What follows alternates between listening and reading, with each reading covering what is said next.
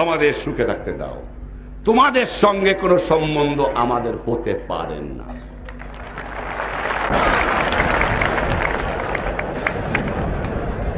তুমি রিয়েলিটি মানে নাও, তুমি রিয়েলিটি মানে নাও, এদিক চিন্তা ভাবনা না করে নিজের মানুষকে বাঁচাও। কারণ তোমার অর্থনৈতিক অবস্থা আমি জানি 12টা তোমার বেজে গেছে। 7 কোটি লোকের বাজার আর তোমার নাই, 7 কোটি লোকের কলোনি তোমার আর নাই, বৈদেশিক মুদ্রা অর্জন করার অবস্থাও তোমার নাই।